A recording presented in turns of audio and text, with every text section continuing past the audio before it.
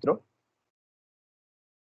મધ્યકાળનો ઇતિહાસ આપણે ભણી રહ્યા છીએ અને આપણે સૌ જાણીએ છીએ તેમ મધ્યકાળ એટલે હેમચંદ્રાચાર્યથી દયારામ. પહેલા નરસિંહથી દયારામ કહેવાતું, પણ પછીથી સંશોધનોને અંતે હેમચંદ્રથી આચાર્ય હેમચંદ્રથી દયારામ સુધીનો સમય. એટલે હેમચંદ્રાચાર્યજી એનું મંડાણ કરે છે અને દયારામ દ્વારા મધ્યકાળની લીલા સંકેલાય છે, એમ કહીએ તો ચાલે. દયારામ મધ્યકાળના સમર્થ કવિ છે. આજે આપણે દયારામનો પરિચય, સર્જક પરિચય મેળવવાના છે. તો એક એવી વાત આવે છે કે દીવો ઓલવાતે ઓલવાતે બહુ વધારે જોશથી અને પ્રકાશથી સળગે છે અને એની જ્યોત છે એ સામાન્ય હોય એના કરતા પણ મોટી થાય છે. મધ્યકાળના સંદર્ભમાં પણ એવું જ થયું છે કે મધ્યકાળનો દીવો આમ તો ઓલવાયો કેમ કહેવાય, કારણ કે આજે પણ એ પ્રજ્વલિત જ છે શબ્દના રૂપમાં, પણ તેમ છતાં સર્જકોના સંદર્ભમાં, જીવનના સંદર્ભમાં મધ્યકાળ સંકેલાય છે ત્યારે એની સદ દયારામના રૂપમાં એક એવી રીતે પ્રકાશિત થાય છે કે જતા જતા પણ બધું જળાહળા કરતો જાય છે દયારામ. મધ્યકાળના 3 જ કવિઓના નામ લેવા હોય તો નરસિંહ, મીરા અને દયારામ. તમને કોઈ એમ કે 3 જ કવિઓ મધ્યકાળના કહો ને એના જ વિશે વાત કરવાની છે, તો તમારે જેના નામ આપવાના થાય. નરસિંહ આરંભે, તરત જ મીરા, બીજા બધા મોટા કવિઓ છે, એનો સવાલ નથી, પણ જો એવું કેવું હોય તો, અને મધ્યકાળનો આ ત્રીજો મોટો કવિ એ દયારામ. મિત્રો, દયારામ પ્રસિદ્ધ છે એની ગરબીઓને કારણે. મધ્યકાળના સંતો, કવિઓ બધા લગભગ પોતાની, જેમ કે નરસિંહ પ્રભાતિયાથી પ્રસિદ્ધ છે, મીરાના પદો પ્રસિદ્ધ છે, દયારામની ગરબીઓ પ્રસિદ્ધ છે, અખાના છપ્પા પ્રસિદ્ધ છે, ભોજા ભગતના ચાબખા પ્રસિદ્ધ છે, પ્રેમાનંદના આખ્યાન, શામળની પદ્ય વાર્તાઓ, એમ દરેકની પોતપોતાની ખૂબીઓ છે. દયારામનું ઉત્કૃષ્ટ સર્જન તેની ગરબીઓ છે. પણ આ દયારામ, એના જીવનને અને થોડાક એના સર્જનને આપણે બધા સમજવા કોશિશ કરીએ. મધ્યકાળનો અંતિમ કવિ અને નરસિંહ મીરાની ભક્તિ કવિતા. આપણે જો પ્રેમ લક્ષણા ભક્તિ ના પ્રવાહની કવિતાના 3 ઉત્તુંગ શિખર ગણાવવા હોય તો પણ નરસિંહ, મીરા અને દયારામ આવે. તો નરસિંહ અને મીરાની ભક્તિ કવિતાને પુષ્ટિ સંપ્રદાયનો પૂટ આપીને પરાકાષ્ઠાએ એ પહોંચાડે છે અને ગુજરાતીના અમર કવિઓમાં તેનું સ્થાન, મધ્યકાલીન ઉર્મી કવિઓમાં તે છેલ્લો સમર્થ કવિ છે. મધ્યકાલીન ગુજરાતીની પ્રેમ લક્ષણા ભક્તિ કવિતાનો આદ્ય કવિ નરસિંહ, એનો અંતિમ કવિ દયારામ. સુવર્ણ શિખર જેને કહ્યું છે, ઉત્તમ ઉર્મી કાવ્યો જેને આપ્યા છે, અને પ્રથમ પંક્તિનો કવિ જેને આપણે ગણી શકીએ. ઉત્તમોત્તમ કવિતાઓ હજી આપણે જોઈશું ત્યારે તમને ખ્યાલ આવશે. એક એકથી ચડે એવી કવિતાઓ, ઉર્મી પ્રધાન કવિતાઓ એને આપી છે. દયારામથી મધ્યયુગ પૂરો થાય છે અને તમે બધા જાણો છો અને આવતા વર્ષે વધારે ભણશો અને સમજશો કે દયારામ હજી જીવતા છે ત્યારે જ દલપતરામ અને નર્મદ આદિ, એટલે એનો સુધારક યુગનો અરુણોદય થઈ ચુક્યો છે, એટલે કે અર્વાચીન કાળ શરૂ થવામાં છે. બે આ સર્જકો બધા સંધિકાળના સર્જકો છે, પણ અર્વાચીન કાળનો એમને સ્પર્શ જરા પણ થયો નથી. એ મધ્યકાળની જ પરંપરાને અનુસરનાર એ છેલ્લા કવિ છે. એટલે પોતાની ભક્તિમાં, પોતાના બ્રહ્મ સંબંધમાં, એ બધામાં જ એ રત રહ્યા છે અને એનું જ ગાન કર્યું છે. દયારામના જીવન પર નજર કરીએ તો એનું મૂળ નામ દયાશંકર હતું, પણ ભક્તિ માર્ગમાં દયારામ એ નામ વધારે પ્રચલિત બન્યું. એના કાવ્ય, આ એકમાત્ર એવો કવિ છે કે મધ્યકાળમાં જેના કાવ્ય એમના પોતાના હસ્તાક્ષરમાં મળે છે, અને એનું કારણ એનો નજીકનો સમય છે. સૌથી નજીક મધ્યકાળનો કવિ કોઈ આપણી પાસે હોય તો એ દયારામ છે, કારણ કે મધ્યકાળના અંતિમ કવિ છે. એના કાવ્યના અંતે દાસ દયો, દયા સખી, દયા એવું ટૂંકું નામ મળે છે અને પ્રભુનો દાસ, સખી, ગોપી એમ માનીને પોતાની કવિતા કરે છે. એમનો જન્મ 1777માં 1777 એમાં વડોદરા જિલ્લાના નર્મદા તટના ગામ ચાંદોદમાં થયો હતો. યાદ રાખવાનું છે આપણે, 1777 વડોદરા જિલ્લો, નર્મદા નદીનો તટ અને એમાં ચાંદોદ નામનું ગામ. જાણે કે યમુના તટની ગોપી નર્મદા તટે જન્મી. પિતાનું નામ પ્રભુરામ, માતા રાજકોરબા. જ્ઞાતિ એ સાઠોદરા નાગર બ્રાહ્મણ છે. ધર્મના સંસ્કાર તો ગળથુથીમાં મળ્યા જ છે. નાગર છે એટલે હાટકેશ, શિવના ઉપાસક છે. પણ એ સમયે દયારામના સમયમાં વલ્ભાચાર્ય નો પુષ્ટિ સંપ્રદાય એ ગુજરાતમાં ઘેર ઘેર ફરી વળેલો, એટલે બાળપણથી જ એ પુષ્ટિ સંપ્રદાયના સંપર્કમાં છે. ભક્તિ એમને મળી છે, સાથે નર્મદાની રમ્ય પ્રકૃતિ ભળી છે અને એમની ભક્તિ કવિતાના અંકુર ત્યાંથી ફૂટ્યા છે. દયારામના કમનસીબે નાનપણમાં જ એ પોતાના માતા પિતાનું છત્ર ગુમાવે છે. માસીને ત્યાં ઉછર્યા છે. કિશોર વયના હતા ત્યારથી જ જોડકણા કરે છે અને લય સૂઝ એટલી બધી છે કે ઈચ્છારામ ભટ્ટજીની પ્રેરણા અને કેળવણીથી 13મા જ વર્ષે, હજી તો he is only of 13 age of 13 at the age of 13 જ વર્ષની ઉંમરે તત્વ પ્રબંધ રચે છે. સંસાર જીવનનો યોગ એમને હતો નહીં. નાની વયે વિવાહ નક્કી થયેલા, પણ પિતાના મૃત્યુ પછી એ લગ્ન થયું નહીં. પછી તો એમણે બ્રહ્મ સંબંધ બાંધ્યો, મરજાદ લીધી અને ભક્તિને વર્યો. ભક્તિ ધર્મમાં જ પ્રગતિ કરી અને ભક્તિની કવિતા કરી, એટલે સંસાર સંબંધે બંધાયા નહીં. 3 વાર દેશની તીર્થયાત્રા કરી છે. આ સંતોની એક વિશેષતા આ પણ છે.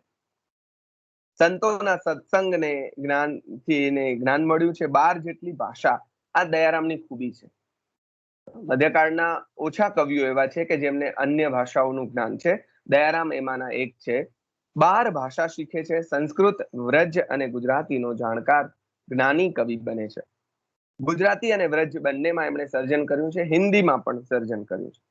25મા વર્ષે યાત્રાથી પાછા ફર્યા બાદ થોડો વખત મામાને ત્યાં ભરૂચ રહ્યા છે. ત્યાં એ દરમિયાન વલ્લભ સંપ્રદાયનું સાહિત્ય એમણે સેવ્યું છે. જયદેવનું ગીત ગોવિંદ, જેની વાત હમણાં જ આપણા મણકાઓમાં થઈ, એની એમણે નકલ કરી છે.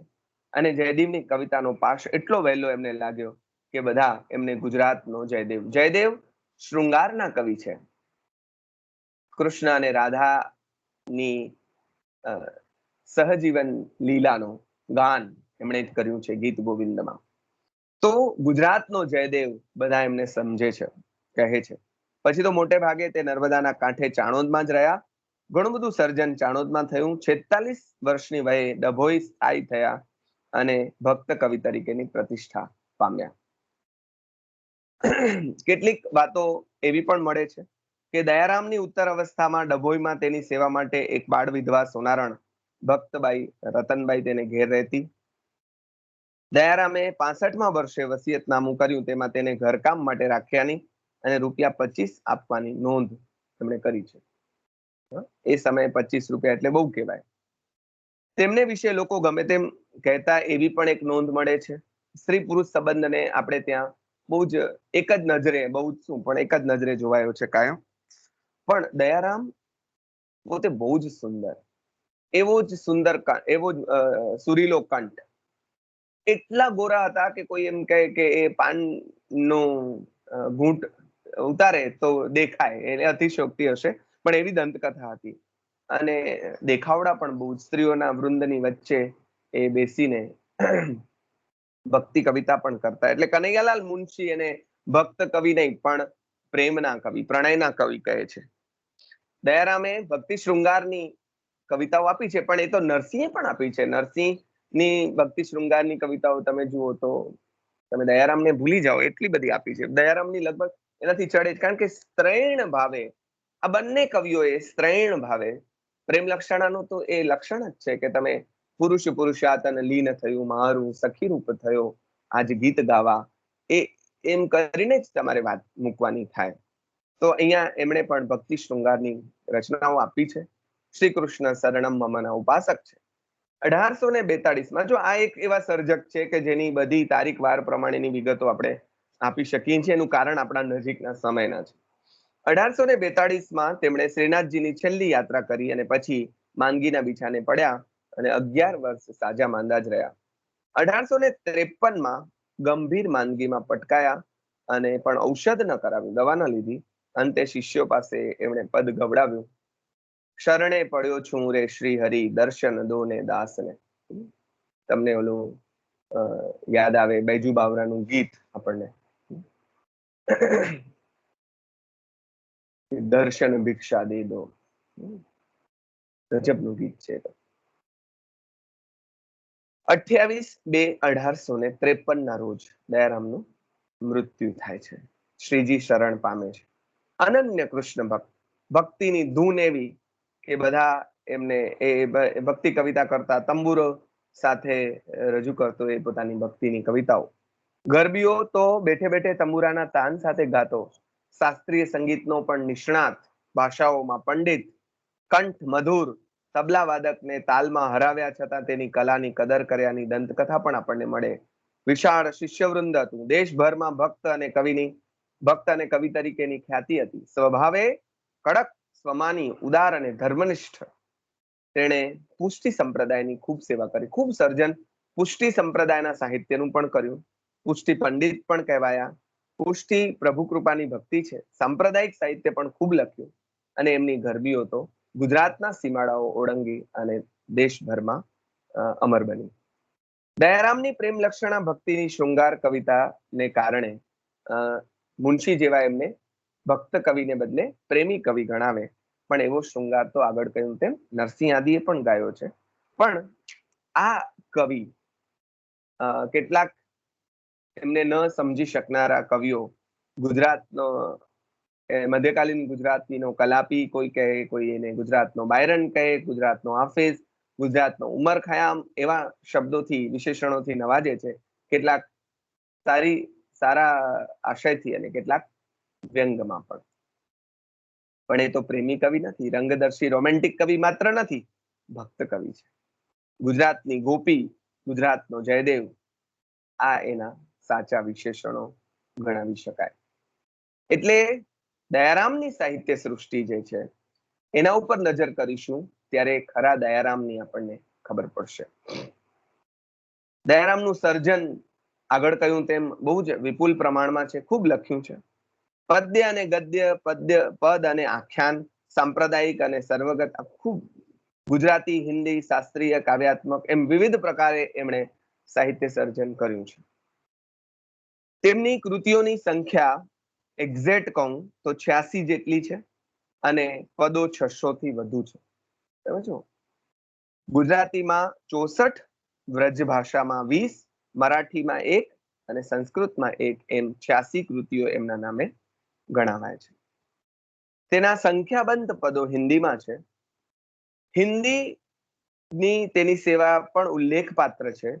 એટલે તેમની એક સતશૈયા નામની કૃતિ તો હિન્દીની પ્રશિષ્ટ કૃતિ ગણાય છે. એટલે એ રીતે પણ આ સર્જક અન્ય ભાષા, હિન્દીના સાહિત્યના ઇતિહાસમાં પણ તમને દયારામનું સર્જન અને એની વાત મળે. થોડી એની રચનાઓની વાત કરી અને પછી એમની કવિતા ઉપર આપણે જઈએ. તેમણે પુષ્ટિ સંપ્રદાયનું સાહિત્ય લગભગ ઢગલાબંધ રચ્યું છે.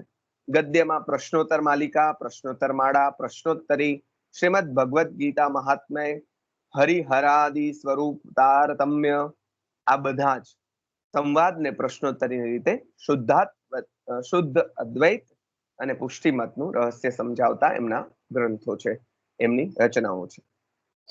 પદમાં રસિક વલ્લભ, ભક્તિ પોષણ, તત્વ પ્રબંધ, પુષ્ટિપથ રહસ્ય, સાર નિરૂપણ, સિદ્ધાંત સાર, પ્રેમ ભક્તિ, ધર્મ નીતિ સાર, નિસાધનતા, શુદ્ધાદ્વૈત મંડનનો ગરબો, ગુરુ શિષ્ય સંવાદ જેવી સાંપ્રદાયિક તત્વજ્ઞાનની કૃતિઓ પણ એ આપે છે. તેમાં રસિક વલ્લભ એમની શ્રેષ્ઠ કૃતિ છે. તમે જુઓ, સાંપ્રદાયિક સાહિત્ય પણ આગળ કહ્યું તેમ એમણે ખૂબ લખ્યું છે. આ બધા વિશે અલગ અલગ વાત વિદ્વતજનો કરી શકે. આપણે માત્ર અત્યારે એમનો એક સર્જક તરીકેનો પરિચય મેળવવાનો છે, ત્યારે એની વિગત આપીને જ આપણે અટકીએ છીએ. તેણે શ્રી કૃષ્ણના નામ સંકીર્તનની 11 જેટલી કૃતિઓ રચી છે, તેમજ પુષ્ટિ સંપ્રદાયના આચાર ધર્મની 18 કૃતિઓ આપી છે. ગુજરાતીમાં 10 અને વ્રજ ભાષામાં 8, તેમાંની ચિંતા ચૂર્ણિકા, પ્રબોધ ભાવની અને બ્રાહ્મણ ભક્ત વિવાદ એ ઉલ્લેખપાત્ર કૃતિઓ છે. એમણે 600 જેટલા પ્રેમ ભક્તિ અને દાસ્ય ભક્તિના પદો રચ્યા છે, જે દયારામને કવિત્વના ઉત્તુંગ શિખર ઉપર લઈ જાય છે. ગરબીઓ તો એમની અમર થઈ ગઈ. પદમાળાઓ પણ રચી છે. પત્ર લીલા, મુરલી લીલા, રૂપ લીલા, પ્રેમરસ ગીતા, બાળ લીલા, ષડ ઋતુ વર્ણન, કૃષ્ણ વિયોગ વિરહના 12 માસ, કમળ લીલા, પદમાળા અને આ બધામાં કૃષ્ણની વિવિધ લીલાઓ એમણે ગાઈ છે. આખ્યાનમાં સારો રસ લીધો છે. કડવાને બદલે એમણે મીઠા કહ્યા છે. અને કડવા તો એ ચલાવી ન લે ને, મીઠું શબ્દ વાપરે. આખ્યાન કડવામાં વિભાજિત હોય, આપણને ખબર છે. તેમણે અજામેલ આખ્યાન, નાગ્ન જીતી વિવાહ, રૂકમણી વિવાહ, મીરા ચરિત્ર, કુંવરબાઈનું મામેરું, સત્યભામા વિવાહ જેવા આખ્યાન આપ્યા છે. પણ તેમની પદ કવિતાની પ્રતિભા આખ્યાનમાં એમને એટલી રસસિદ્ધિ અપાવતી નથી. આખ્યાનકાર તરીકે એ એટલા સફળ નથી થયા જેટલા સફળ એ પદ કવિ તરીકે થયા છે.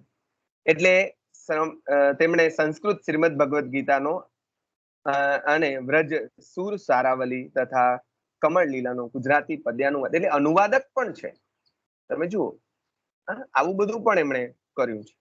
પુષ્ટિ સંપ્રદાય સાથે એ જોડાયા છે અને પુષ્ટિ સંપ્રદાયમાં વિશેષ કરીને ઈશ્વર તરીકે કૃષ્ણને ભજવામાં આવે ને એમાં પણ પ્રિયતમ, પતિ, માલિક વગેરે વગેરે તરીકે ભજવામાં આવે છે. તો અહીંયા સ્વામિનારાયણ સંપ્રદાય પ્રસિદ્ધ થયો એનાથી પહેલા ગુજરાતભરમાં પુષ્ટિ સંપ્રદાય બહુ જ પ્રસિદ્ધ હતો અને એના પ્રભાવ હેઠળ પણ ઘણી બધી કૃતિઓ એમણે રચી છે. એમની કવિતાની વાત કરીએ તો દયારામની કવિતા 2 માર્ગે વહી છે. એક ઉર્મિપદના રૂપમાં અને બીજી શાસ્ત્રીય ગ્રંથ અને આખ્યાનના રૂપે. તો થોડીક આપણે કવિતાની તેમના શાસ્ત્રીય ગ્રંથોની વાત 1-2 કરીએ તો એમાં પુષ્ટિ માર્ગ તેના સાહિત્યમાં કવિતા ઓછી છે, તત્વજ્ઞાન વધારે છે, એવું પણ આપણે કહેવું જોઈએ. અને એનું પ્રયોજન જ સંપ્રદાયનો પરિચય, એનું મહત્વ સમજાવવાનું કે એના તત્વજ્ઞાનને સમજાવવાનું છે. એટલે ઉદ્દેશ્ય સભર લખાયેલી કૃતિઓ, પણ એમાં રસિક વલ્લભ એ શ્રેષ્ઠ કૃતિ છે. પુષ્ટિ સંપ્રદાયનો શ્રેષ્ઠ કાવ્ય ગ્રંથ પણ એ ગણાય છે. દયારામને પામવા રસિક વલ્લભ અનિવાર્ય છે. તમારે જેમ અખાને સમજવો હોય તો અખે ગીતા સમજવી પડે, તેમ દયારામને જો પામવો હોય તો આપણે રસિક વલ્લભ માંથી પસાર થવું પડે. આપણે થઈશું. તેમાં અન્ય મતોનું ખંડન કરી અને શુદ્ધ અદ્વૈતનું મંડન એમણે કર્યું છે. આ એક સમયની પ્રથા હતી, ખંડન અને મંડનની, કે પોતાના મતનું મંડન કરવા, બીજાના મતનું ખંડન કરી અને અમે જે કહીએ છીએ તે સાચું છે અને એના આધાર પુરાવા સાથે. એક સમય તો આવા વાદ બહુ ચાલતા, સભાઓમાં વાદ થતા, એમાં સાધુઓ પણ ભાગ લેતા, જૈન મુનિઓ પણ. રસિક વલ્લભ માં સામેરી રાગના 109 પદરૂપ કડવામાં આખ્યાન બંધમાં આરંભમાં શ્રી કૃષ્ણને વંદન કરી પરબ્રહ્મ, જીવ, માયા, પુષ્ટિ, જગત, ભક્તિ, પ્રેમ ભક્તિ, સત્સંગ, આ બધા જ વિષયો પર તાત્વિક વિચાર એમણે નિરૂપ્યા છે. શુદ્ધાદ્વૈત પ્રરૂપણ કરે છે અને સાંકર વેદાંતનું ખંડન કરે છે. સાંકર વેદાંત એમ કહે છે કે બ્રહ્મ સત્ય, જગત મિથ્યા, જગતને મિથ્યા કહે છે. જ્યારે અહીંયા બ્રહ્મ સત્યને જગત અસત્યજી એમ કહે કાણાવણ મત્યજી. શંકરાચાર્ય ને માનતા નથી, એમ કે જગત મિથ્યા નથી, જગત પણ છે એમ.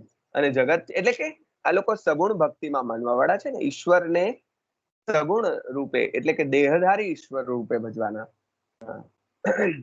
ભજનારા આ બધા સર્જકો છે.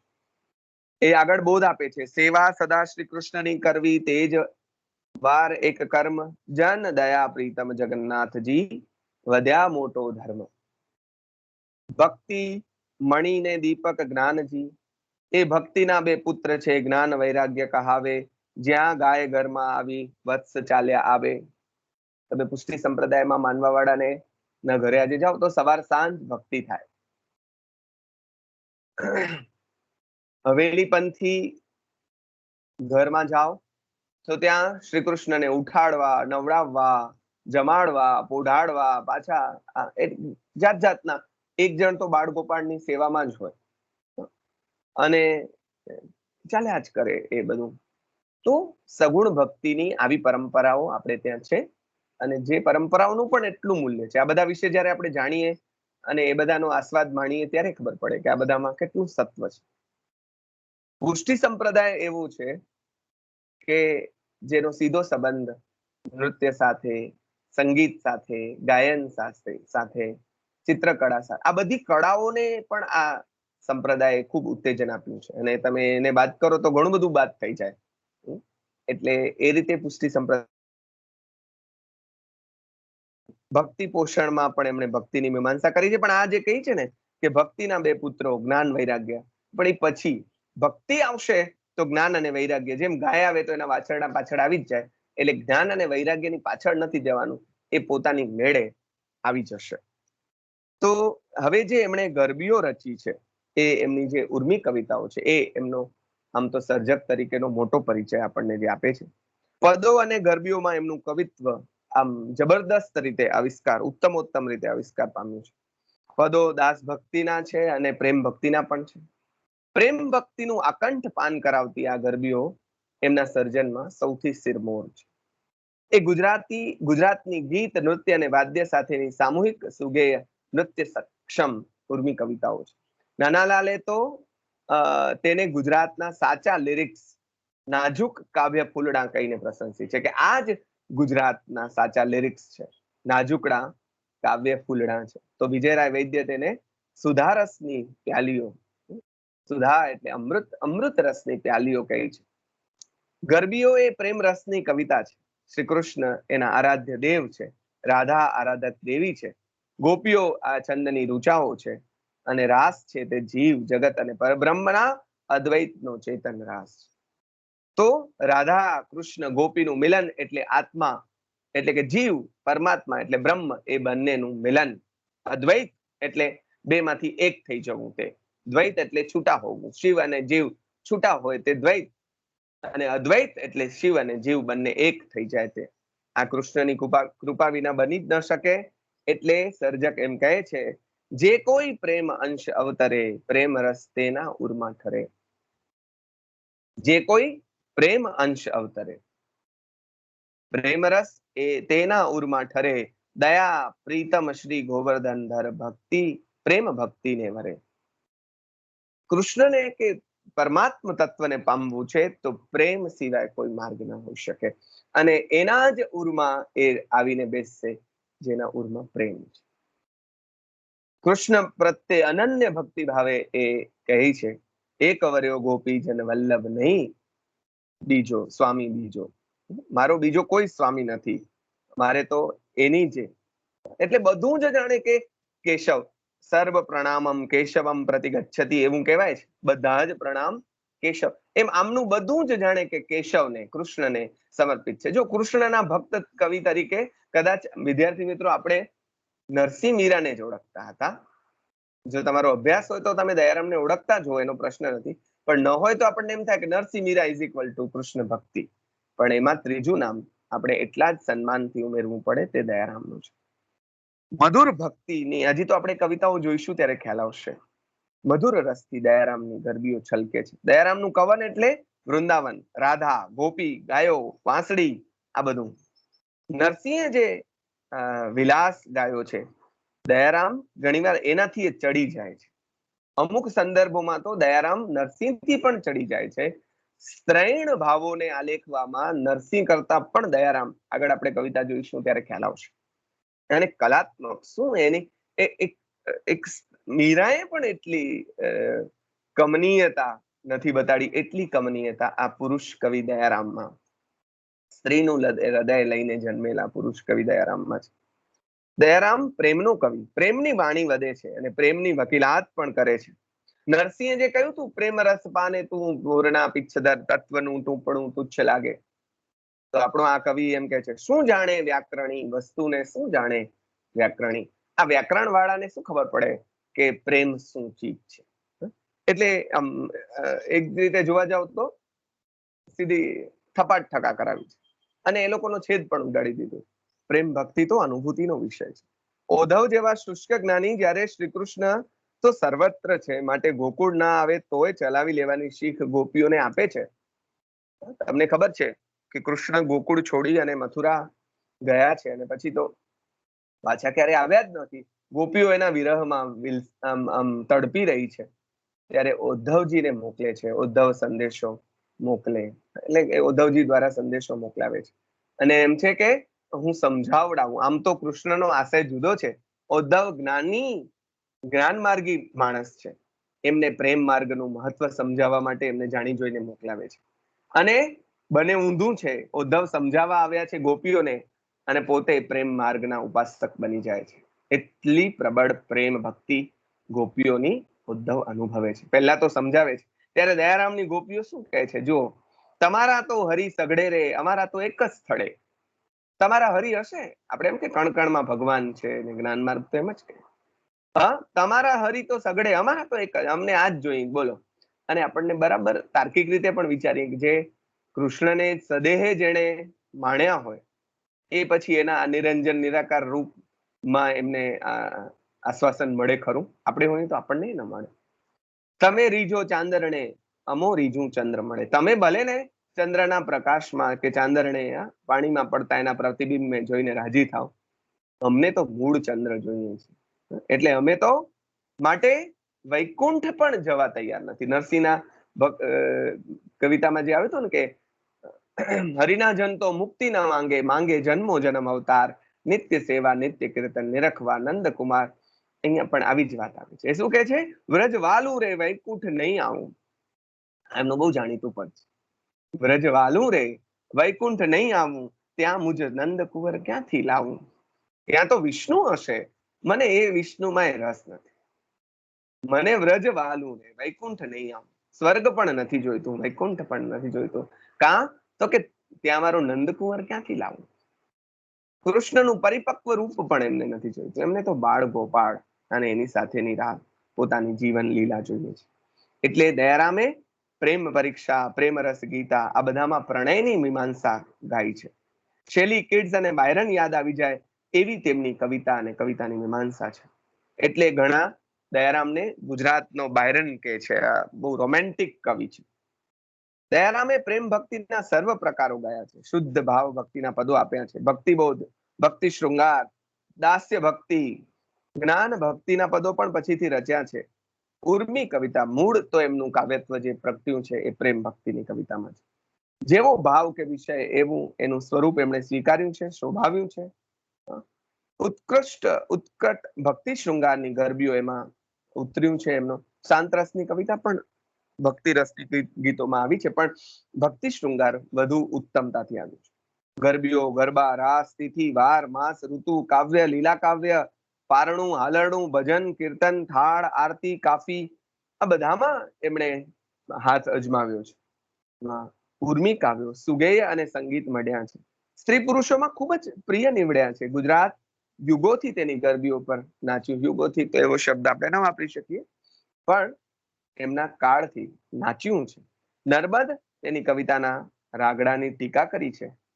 તે જાણે ઈર્ષ્યા કરી હોય એવું આપણને લાગે છે. સમકાલીનોને ઘણીવાર ન એકબીજાને સમજી શકે એવું બને.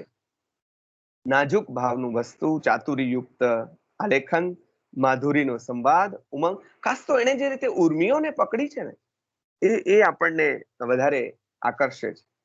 સુગેય છે, સુનૃત્ય નાચી શકાય. શૃંગારનો એમાં ઉછાળ છે, હળવો વિનોદ છે, ક્યાંક વ્યંજના છે, ક્યાંક સુવાડી શબ્દ સૈયા છે, કલ્પનાની ચમત્કૃતિ છે ને એવું તો ઘણું બધું એમની કવિતાને. દયારામ દયારામ છે એમ આપણા વિવેચક લખે છે કે દયારામ દયારામ. એની બાજુ જેમ ગાંધીજી એટલે ગાંધીજી એમ અનન્વય અલંકાર, એમ દયારામ એટલે દયારામ.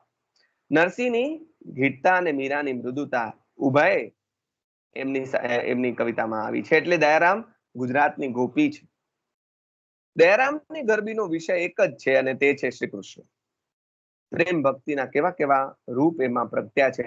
એમાં સંભોગ શૃંગાર એટલે કે સંયોગ શૃંગાર પણ છે, મિલનની વાતો પણ છે, વિપ્રલંબ શૃંગાર એટલે વિયોગની વેદના પણ છે. સંયોગનું ગાન તો વિશેષ છે, વિયોગનું ઓછું છે. બંનેના મિલનની વાતો જબરદસ્ત એમણે ગાઈ છે.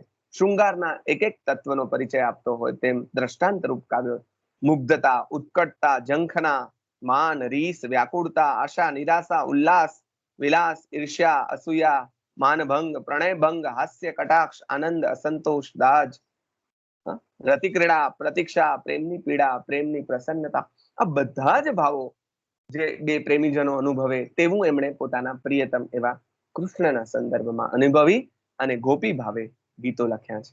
એટલે પછીથી નાનાલાલ ને આજે રાજેન્દ્ર શાહ, નિરંજન ભગત, બાલમુકુંદ દવે આ બધા જ દયારામની પ્રેમરસ સૃષ્ટિ પ્રમાણે ગાય છે. શ્રી કૃષ્ણના વિવિધ સ્વરૂપો એમની પુષ્ટિ માર્ગી કવિતામાં દેખાય છે. માતા જશોદા ઝુલાવે પારણે અને જેનું બાળ સ્વરૂપ કાવ્ય આપણને મળે છે, હાલરડું ગાય છે. શ્રી કૃષ્ણના સુંદર સ્વરૂપનું વર્ણન કરતા એ ગાય છે, કિયે ઠામે મોહિની ન ભાડી મોહનજીમાં, કિયે ઠામે મોહિની ન ભાડી. એવું કોઈ જગ્યા ખરી? એવી કોઈ કૃષ્ણ બધી જ રીતે મોહક લાગે છે. એમ નાના છે તો પણ, આમ છે તો પણ, સૂતા છે તો પણ, જાગે છે તો પણ, રમે છે તો પણ, નાચે છે તો પણ, ગાય છે તો પણ, ચોરી કરે છે તો પણ, હેરાન કરે છે તો પણ, કિયે ઠામ મોહિની ન ભાડી, મોહનજીમાં બધી જ રીતે મોહક લાગે છે. તો શ્રી કૃષ્ણનું વિશ્વરૂપ પણ એ દર્શાવે છે. સર્વના શિરોમણી શ્રીનાથજી. રાધાનું સૌંદર્ય પણ કેવું સુંદર જુઓ એમણે વર્ણવ્યું છે. ગરબે રમવાને ગોરી નિસર્યા રે લોલ, રાધા રૂપાળી રસીલી તારી આંખડી જો. રૂપાળી અને રસથી સભર, ચાલ ચપડા, બૃખ ભાન દુલારી, તને તારો કાન બોલાવે, તને ઘનશ્યામ બોલાવે, પ્યારી રાધે તને તારો પ્રેમીજન બોલાવે છે. કવિએ રાધિકાના સ્વપ્ન, મિથ્યા લગ્ન, 12 માસ, મનામણા, રેસામણા આ બધું ગાયું છે. પ્રેમીજનો વચ્ચે થાય એવા બધા જ સંવાદો આ કવિની કવિતામાં આવે છે. દયારામના ગોપી ગીત એથી સુંદર બન્યા છે અને તેમાં યૌવન અને સૌંદર્યની, પ્રેમ અને ભક્તિની રંગદર્શિતા જે આવી છે બહુ જ ઉત્તમ રીતે. મિત્રો હવે એમની કવિતાઓનામાં આપણે પ્રવેશ કરીએ છીએ ત્યારે આપણને ખ્યાલ આવશે કે શું કમાલ કરી છે આ કવિએ. હવે જોજો, એક ગોપી એમ કે છે, શું કે છે? હું શું જાણું જે વાલે મુજમાં શું દીઠું, વારે વારે સામું ભાડે મુખ લાગે મીઠું. હવે આમ તો એ કાનુડાના પ્રેમમાં પોતે પડી છે, પોતે એની પાછળ ગાંડી ગેલી થઈ છે, પણ એવું તો કહેવાય નહીં.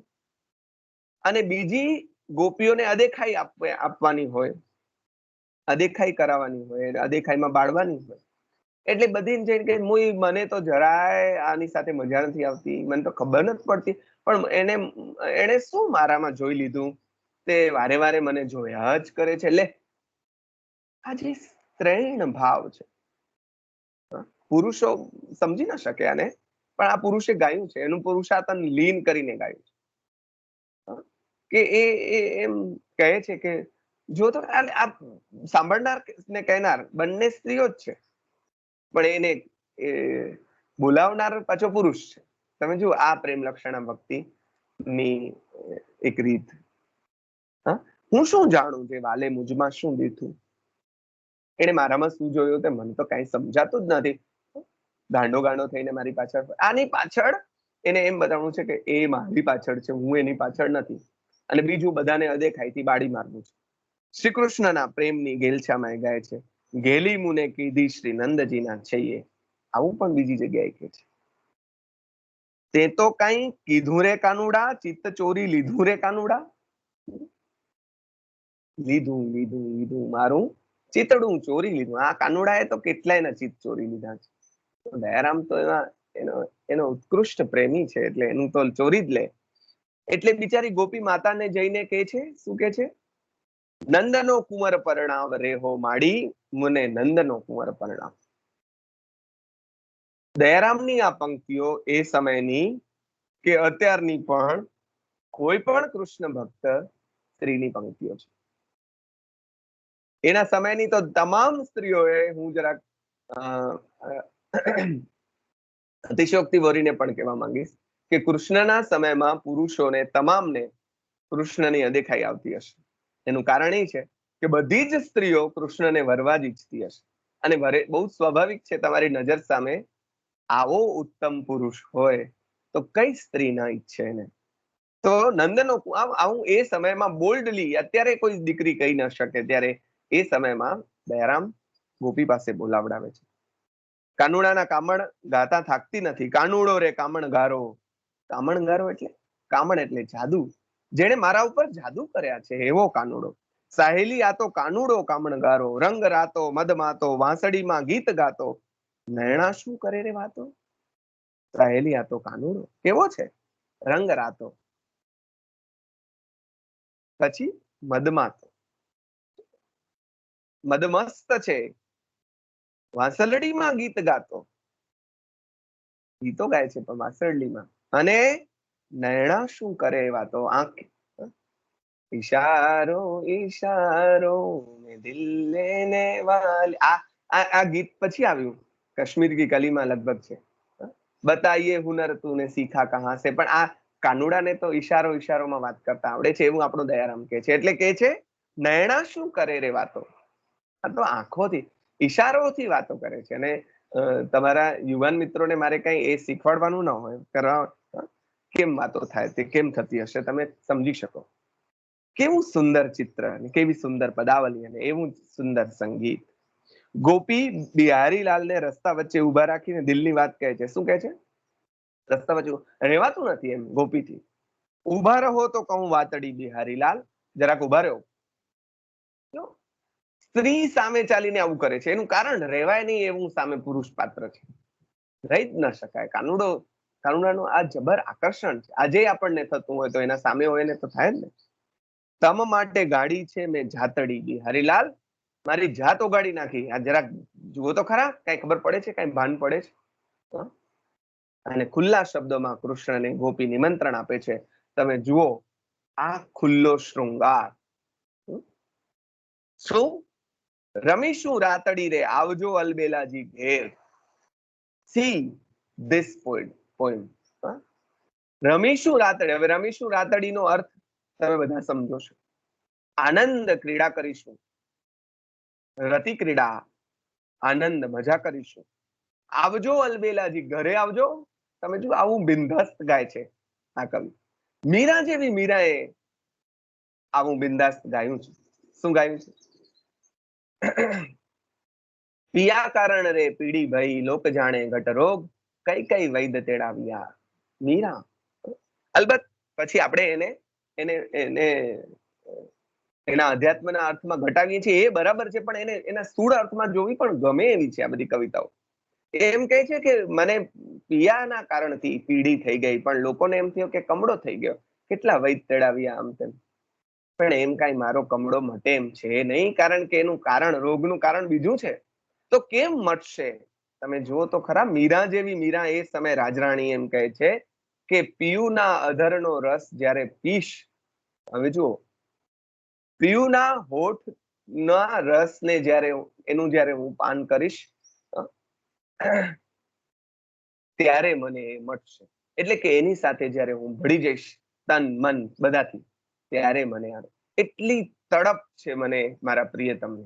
પણ એના માટે પદાવલી વાપરી છે, લૌકિક શૃંગારની વાપરી છે, જે દુન્યવી શૃંગાર છે. જેમ એક પ્રિયતમ અને પ્રિયતમા એકબીજામાં ઓગળી જાય છે, એમ હું મારા પ્રિયતમમાં ઓગળી જઈશ.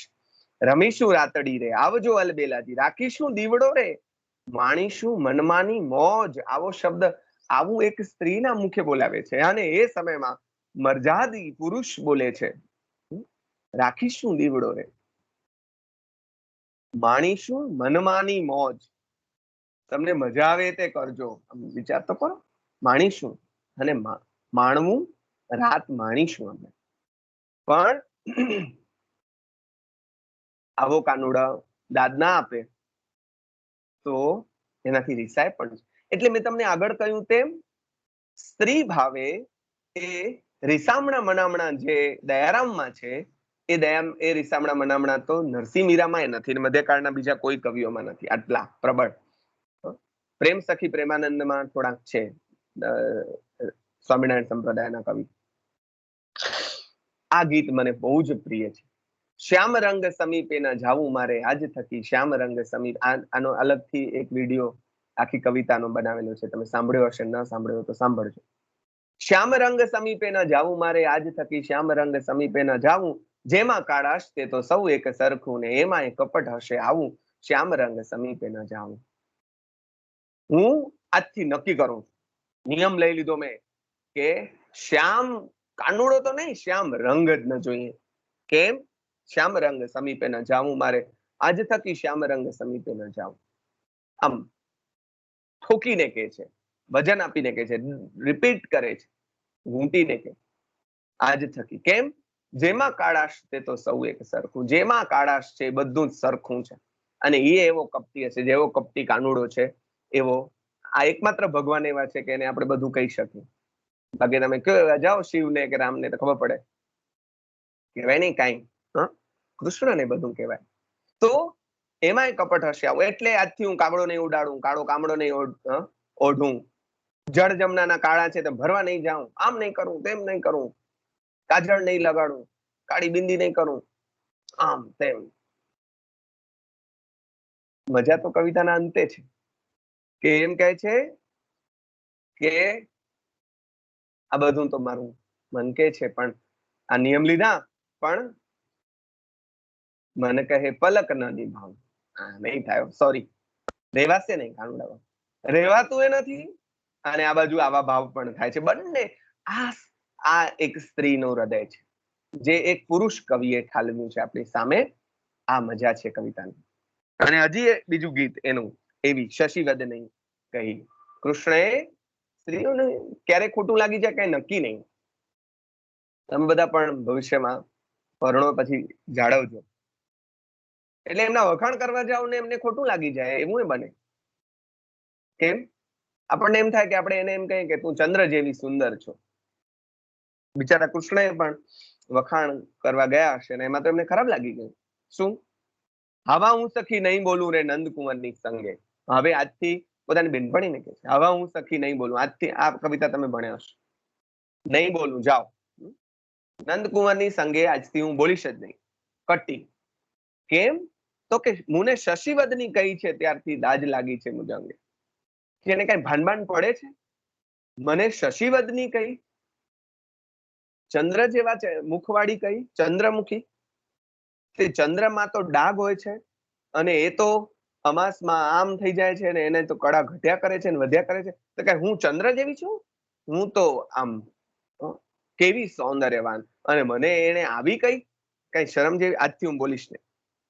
એટલે આવી કવિતાઓ પણ દયારામ આપે. એટલે સ્ત્રીના ભાવોને જે રીતે દયારામ પકડે છે ભાગ્યે જ કોઈ કવિ પકડી શકે. કૃષ્ણ ચતુર છે પણ ગોપીના પ્રેમને પરિતોષ આપતા નથી, તેથી અન્ય પાસે જતા કૃષ્ણને ટકોરે છે. દયાના પ્રીતમ ઘણા કહાવો ચતુર, પણ પરખો ન એરંડોળ કે શેલડી. છબીલા કહું માને તમારું તે ઘેલડી. બહુ પોતાની જાતને સ્માર્ટ સમજો છો, પણ શેલડી ને એરંડામાં ભેદ કરી નથી શકતા. બીજા પાસે જાય તે કોઈ સ્ત્રીને ગમે એટલે એમ કે હું શેરડી ને તમે મને મૂકીને એરંડા પાસે જાઓ છો, અને તમને ખબર છે કઈ આ સ્ત્રી કેવી છે શું છે, એવું કઈ કે આ ભાવ. અને ઈર્ષ્યા તો જુઓ, નાની નાની વાતની ઈર્ષ્યા. અત્યારની સ્ત્રીઓને પોતાના વરનો મોબાઈલ ગમે જ નહીં, કારણ કે એનાથી એને દૂર કરે. તો આને ગમતું નથી વાંસલડી. કેમ? આખી બહુ સરસ, આખી કવિતા બહુ સરસ છે. ઓ વાંસલડી વેરણ થઈ લાગી રે વ્રજની નારને. કેમ? તો કે એ કૃષ્ણના હોઠ ઉપર રહે છે જ્યાં મને રહેવું છે, અને આઈ કાન્ટ. અને આ આખો દિવસ આમ કૃષ્ણ એના ભેગી લઈને ફરે છે, સુવે છે તો એ પોતાના ભેગી. અને આ તો નસીબ તો જુઓ વાંસળીના, અને ક્યાં હું એના માટે તડપું છું અને મને મળતા નથી. આ પ્રેમ. બ્રહ્મવલ્લભ કૃષ્ણની ઉલટ તપાસના ગીત પણ અહીંયા સરસ છે. ગોપી કૃષ્ણને પૂછે છે, ઓય રાતલડી કેની સંગે જાગ્યા? ઓ રંગ રસિયા ક્યાં રમી આવ્યા, રાસ જો આખલડી રાતી રે ઉજાગરો ક્યારે કીધો. આવો જ ભાવ અહીંયા છે. જુઓ, રાતલડી કોની સંગે જાગ્યા? Who was she? ઘાયલ છોજી નેનબાણ કોઈના વાગ્યા? નક્કી કઈક કાંડ કર્યું છે. કોને ભેગા રહ્યા? રંગીલા રંગભેર ક્યાં રમી આવ્યા લાલ, કોની માળા ચોરી લાવ્યા. તમે જુઓ કેટલા મુક્ત સંબંધો એ સમયે સ્વીકૃત હશે. ભલે આમાં ઈર્ષ્યા દેખાય થાય, પણ આપણને આ સમજાય કે કૃષ્ણના આ બધા સંબંધો મુક્તિ. આપણે બધા પાછા આના ગીતો ગાઈએ છીએ, અને કોઈ કોઈને ચાહે તો પાછા આપણે એને પ્રેમ કરવા નથી દેતા. આ પણ એક વિરોધાભાસ છે. કૃષ્ણની ભક્તિના અને રાધા કૃષ્ણના પ્રેમના ગીતો ગાવા વાળા આપણે. રાધા તો કૃષ્ણના પત્ની પણ નથી, પ્રેમીજન છે. એના ત્યાં પ્રેમનો આપણે સ્વીકાર કર્યો છે, પણ અહીંયા વાસ્તવ જીવનમાં આપણે એ પ્રેમને સ્વીકારી નથી શકતા. આ કૃષ્ણના દેશની કમનસીબી છે. એટલે ગોપી મેણું પણ કટાક્ષથી મારે છે. પર દુખે જાગ્યા છો પિયુજી પરોપકારી, શો હું પણ માનું જે સંતોષી શોક્ય.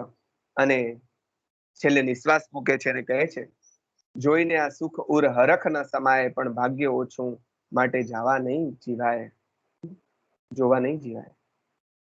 હાય, મારા સિવાય બીજું કોઈ કૃષ્ણને કેવી રીતે મેળવી લે?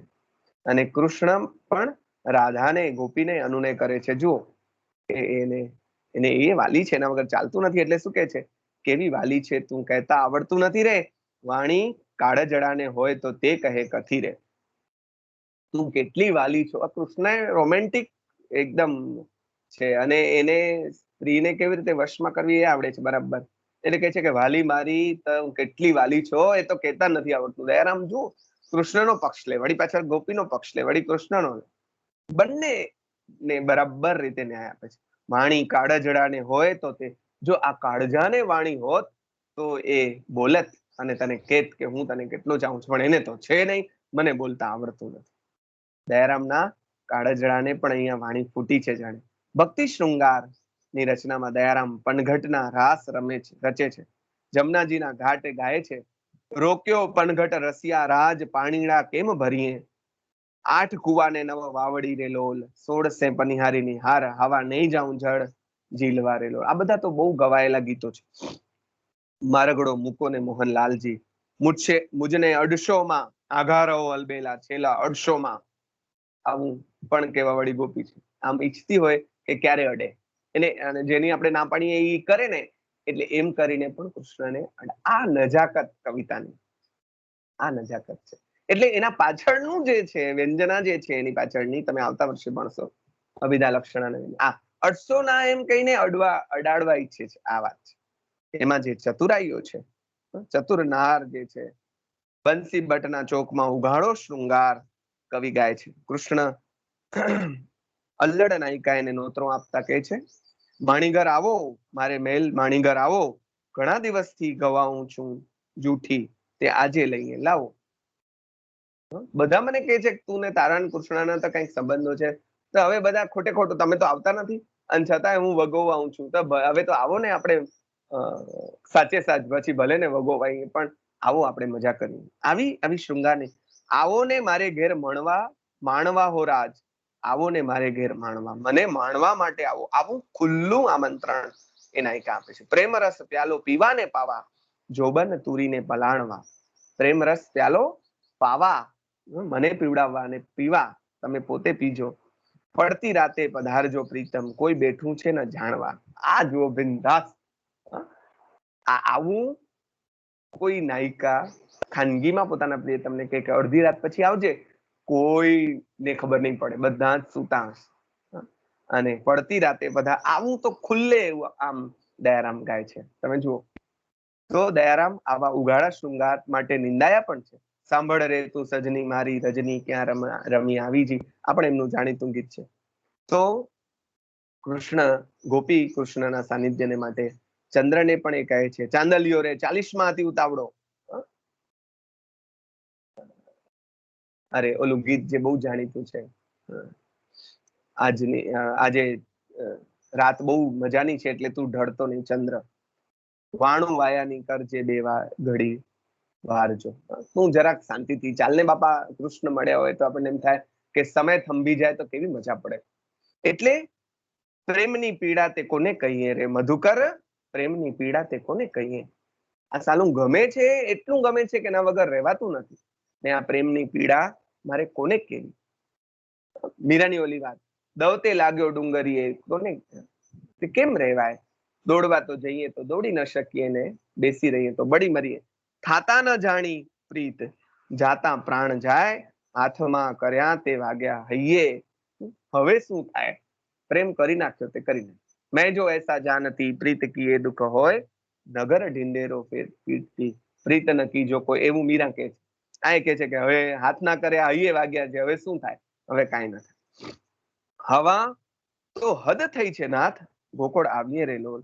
નથી આવતા કૃષ્ણ ત્યારે એને અંગમાં જે લાય લાગી છે.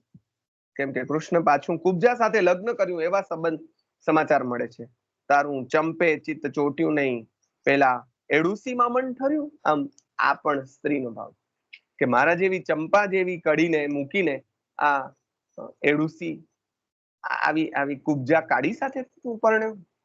શરમ નથી આવતી. મધુરત કહેજો રે મોહનને એટલું, સુણે તે દિવસનો હરખ ન માય. ભાંગ્યા મોટું કન્યા પામ્યા કંસની દીકરી કીકરી. પૂર્ણ પુણ્ય વિના એવું કોને થાય ન થાય. મજાક આગળ ચાલે છે. એ શું વાલે રે અમને ન લખી કંકોત્રી. પરણ્યા તે અમને તો કંકોત્રી ન લખી. રે ભલું એક કામ વસ્યાનો વ્યવહાર, ગામ વસ્યાનો વ્યવહાર. સારું, હવે એ ગામથી નહીં તો પાછો વ્યવહાર બાંધવો પડત કંકોત્રી લખત તો, એટલે સારું થયું. દયા પ્રભુને કરવો ઘટે અમારો ચાંદલો, ને મોકલવાને પ્રાણ કર્યા છે તૈયાર. ચાંદલામાં પ્રાણ મોકલી દઈશું. તો આ શૃંગારની કવિતાઓ આપનાર દાસ્ય ભક્તિની કવિતાઓ પણ આપે છે. દાસ દયો પ્રાર્થે પણ છે. તો એમાં પણ ક્રમિક બદલાવ આવે છે માણસની વૃત્તિમાં પણ, અને આંતરિક વિકાસ થાય તેમ. અઘરો દિવસ એક આવશે અલબેલા શ્રીજી, ત્યાં સુધી લેજો મારી અલબેલા શ્રીજી. ત્યારે મારે મતલબ મૃત્યુ છેલ્લી ઘડીને તમે સુધારજો, ત્યારે તો આવજો. યાચના કરે છે, મારે અંત સમય અલબેલા મુજને મોક્ષોમાં. ત્યાં સુધી ના આવો તો ચાલશે. એટલે જો હવે શરીરી પ્રેમ ઉગડી ગયું. મારા મદન મોહન ગયેલા અવસર ચૂકશોમાં. આ અવસર ચૂકતા નહીં કૃપા કરીને. કૃષ્ણને હક પૂર્વક કહે છે, કૃપા સિંધુ કહાવો રે, કૃપા મને કેમ ન કરો. શરણાગત ભાવ પ્રગટ થાય છે. જેવો તેવો તમ શરણે આવ્યો, શ્યામ સંભાળી લેજો રે. હે શ્યામ, હવે મને તમે સંભાળી લેજો. જેવો તેવો પણ દાસ તમારો છું, હવે તમારા શરણે આવ્યો છું તો મને સંભાળી લેજો. હરી જેવો તેવો હું દાસ તમારો, જેવો છું તેવો. આવી ઘણી કવિતાઓ આપણે ત્યાં મળે છે કે હું રાગ દ્વેષથી ભર્યો છું, તમે આમ રાગ દ્વેષથી પર છો, તમે હું આવો તમે આવા, પ્રભુ મોરે અવગુણ ચિત્ત ન ધરો. આવી બધી કવિતાઓ પણ આપણને મધ્યકાળમાં મળે છે. અને અંતે ભક્તિ શૃંગાર એને ગાયો. ભક્તિ શૃંગારની ઉત્કટતા ગાઈ, ઉત્કટતા દાખવી. શાંત ભક્તિની પણ ગાઈ, શરણાગતિની પ્રાર્થના પણ કરી. અને અંતે દયારામ પોતાના મનમાં છે તે કહે છે, મનજી મુસાફર રે ચાલો નિજ દેશ ભણી, મુલક ઘણા જોયા રે મુસાફરી થઈ રે ઘણી. આ જ્ઞાનની પંક્તિ છે. તમે જુઓ કેવી રીતે એક કવિનો ચેતો વિસ્તાર થાય છે. મનજી મુસાફર રે ચાલો નિજ દેશ ભણી. મન મારું ઢણકતું ઢોર ઢણકે છે સૌ નગરમાં, એવી તો મન વિશેની કવિતા એમને આપી જ છે. અંતે કે હે મનજી મુસાફર, હવે નિજ દેશ આત્મ ભણી વળો. મુલક ઘણા જોયા રે, બહુ બહાર રખડ્યા, બહુ બહિર્મુખ થયા, મુસાફરી થઈ છે ઘણી, બહુ ફર્યા, હવે સ્થિર થાવ. સમૃદ્ધ રસ કવિતાનો વારસો મૂકી અને આ કવિ આપણી વચ્ચેથી વિદાય લે છે. દયારામની આવી દાસ ભાવની કવિતામાં પુષ્ટિ માર્ગીય પ્રભુ કૃપા યાચનાનો પ્રપતિ ભાવ, પશ્ચાતાપ, નિર્મળ અંતરની આર્તતા, એકાકાર, અનન્ય નિષ્ઠા, આ બધું પ્રભુ સાથે એકાકાર થવાની તાલાવેલી, આ બધું જ અભિવ્યક્ત થાય છે. દયારામની કવિતા કલા વિશે છેલ્લે થોડી વાત કરીને પછી આપણે વાત પૂરી કરીએ. તો દયારામની કવિતા કલા તેની ગરબીઓમાં ઉત્કૃષ્ટ રીતે વ્યક્ત થઈ છે. ભાવ, વિચાર, કલ્પન, આ બધાની અભિવ્યક્તિમાં તે પાછો પડે તેમ નથી. આખો જુદો જ એક ટેસ્ટ દયારામનો છે. તેને ભાષા સહજ છે, ભાવ તો તેના હૈયામાં છે જ. જયદેવ, નરસિંહ, રણછોડ આ બધાનો એને વારસો મળ્યો છે. એટલે એને ગુજરાતી અને સંસ્કૃત ઉપરાંત વ્રજ ભાષાની કવિતાનો વારસો પણ છે. રીતિકાલીન કવિતાનું સૌંદર્ય એની કવિતામાં છે. ભક્તિ શૃંગારની ભાવ મધુરીની ફોરમ એની કવિતામાં મહેકે છે. ભક્તિની ઝરમરના ઝીણા મેં નહીં પણ ઉત્કટ ધારા એની કવિતામાં જાણે વહે છે. ધીમી ધારનો વરસાદ નથી, આમ ફોર્સફુલ મૂષળધાર ધોધમાર. ભાવોમાં નું જે વૈવિધ્ય અને વિશિષ્ટ વૈચિત્ર્ય જે છે, એક જ પ્રકારના નહીં પણ જાત જાતના અને ભાત ભાતના ભાવો એ લઈ આવ્યા છે. પુનરાવર્તન અને એકવિધતા પણ છે, તો મધ્યકાળમાં બધે જ છે. અભિવ્યક્તિની કલાત્મકતાને કારણે એમાં નિરસતા નથી આવી. તેની પાસે વિચાર તો પુષ્ટિ માર્ગનો છે, કલ્પનાની ચમત્કૃતિ એની આ ગરબીઓમાં દેખાય છે. શુદ્ધ ઉર્મિની કવિતા ભાવગીત તરીકે દીપી ઉઠે છે. પ્રથમ પંક્તિમાં પ્રતિભાનો ઉન્મેષ ઉજ્જવળ હોય છે, પણ પછી કલા આયાસથી પંક્તિઓ રચાય છે. એમાં ઉત્તરોત્તર ભાવનો પ્રકટ, અંતે ચોટ સાથે કાવ્ય પૂરું થાય છે. ભાવ વળાંક જે આવે છે, આ ખાસ તો શ્યામરંગ સમીપે ન જાવું ને એ બધી ચિત્ર સુક્તિઓ એની ચિરંજીવ બને છે. ભાષા શૈલીમાં ગુજરાતીની સમૃદ્ધિ, લોકબોલીનો લાક્ષણિક પ્રયોગ, સંગીતક્ષમ સુગેય ઢાળો, નૃત્યક્ષમ રચના આ બધી દયારામની લાક્ષણિકતાઓ છે. બાનીની મધુરતા અને પ્રસન્નતા જયદેવની પદાવલીમાંથી આપણને જાણે એને મળી હોય એની એવી યાદ અપાવે છે. સંગીત પણ ગૂંથે છે આ કવિ, એટલે બીજી કલાઓ સાથે પોતાની કાવ્ય કલાને પણ એ જોડે છે. એની કવિતાની મર્યાદાઓમાં ઉઘાડો શૃંગાર એ ઘણાને લાગ્યો છે. આકૃતિ ને ભાષાની સફાઈ ક્યાંક કોઈકને ઓછી લાગી છે. પ્રયોગ દાસ્ય અને રૂઢિદાસ્ય પીડે છે. પુનરાવર્તન ને એકવિધતા તો આવે છે, પણ એ તો મધ્યકાળના લગભગ ઘણા બધા કવિઓમાં. સંપ્રદાયનું સાહિત્ય મોટે ભાગે અકાવ્યાત્મક છે, જેની વાત આપણે આગળ કરી. કેટલીક રચનાઓમાં પુરોગામીઓના પડઘા સંભળાય છે, એ પણ મધ્યકાળની એક લાક્ષણિકતા છે. વૈષ્ણવજનની અનુકૃતિ જેવું જ એમનું એક પદ આપણને મળે છે, વૈષ્ણવ નથી થયો તું રે સિદ્ધ ગુમાનમાં ગુમે. એ કવિતામાં થોડી એમની કઠોર શૈલી આપણને ખટકે છે, પણ એ આખી જ વાત પણ શૈલી એ ભાલણની કવિતાઓમાંથી પણ પદો લે છે, પદાવલી લે છે, શબ્દો ઘણીવાર લઈ લે છે. એ મધ્યકાળમાં હતું. તેમ છતાં એની રસિકતા, સુગેયતા, ભાષા શૈલીની મૌલિકતા તો પ્રસન્ન કર છે. દયારામ એટલે સમગ્ર મધ્યકાલીન પ્રેમ ભક્તિ કવિતાની પરિણતિ. નરસિંહની ભવ્યતા અને દાર્શનિકતા એનામાં નથી, પણ પ્રેમ ભક્તિની રમ્યતા એનાથી ચડી જાય એમ છે. નરસિંહમાં જે દર્શનની ટોચ છે એ દયારામમાં નથી, પણ પ્રેમ ભક્તિની જે રમ્યતા છે એ તો છે. મીરાની મૃદુતા નથી, પણ વિપ્રલંબમાં કાવ્યાત્મકતા વિશેષ છે. ઘણીવાર ત્રણ ભાવોમાં મીરાથી ચડે એવું દયારામનું સર્જન. રાજે રણછોડ પ્રેમ સખીની પ્રેમધારાને તે પરાકાષ્ઠાએ પહોંચાડે છે. રંગદર્શિતામાં તેને કોઈ ન પહોંચે. દયારામ મધ્યકાળનો સૌથી વિશેષ રંગદર્શી એટલે કે રોમેન્ટિક કવિ છે, સૌથી રોમેન્ટિક. પ્રેમ લક્ષણા ભક્તિના ઉચ્ચ ભક્ત કવિ, ઉત્તમ ઉર્મી કવિ, સર્વોત્તમ ગરબી કવિ, ભક્તિ શૃંગારના ઉત્કૃષ્ટ અભિવ્યંજક, પ્રેમ મીમાંસક, ભક્તિ શાંતના પદ કવિ, પુષ્ટિ માર્ગના તત્વજ્ઞ, ગુજરાતી ભાષાના સમર્થ કાવ્ય પ્રયોજક અને સંગીતક્ષમ ગીત રચનાના ઉત્તમ કવિ તરીકે દયારામ ગુજરાતી કવિઓમાં પ્રથમ વર્ગમાં પ્રથમ પંક્તિના અચલ સ્થાન અને વિશેષ માનના અધિકારી રહેશે. એની મર્યાદાઓ સાથે રસ કવિ દયારામની પ્રેમ ભક્તિની કવિતા મધ્યકાલીન ગુજરાતીની અમૃત કવિતા છે. ભક્તિની જેમ તેની કવિતા પણ પરમ પ્રેમ રૂપા અને પરમ અમૃત સ્વરૂપા છે. એવી વાત સાથે દયારામની વાતને આપણે અધૂરી છોડીએ. પણ તમને બધાને દયારામની ગરબીઓ વાંચવાનું મન થાય તો આજનું આપણું આ વ્યાખ્યાન અથવા તો આજનો વર્ગ એ સાર્થક થયો ગણાય. દયારામનો પરિચય આપણા અભ્યાસક્રમની મર્યાદાને ધ્યાનમાં લઈને એટલો એક આછો પરિચય આપણે લીધો છે. હવેના તાસમાં આપણે ભાલણનો આ રીતનો પરિચય મેળવીશું. અહીંયા અટકીએ છીએ. સૌને નમસ્કાર.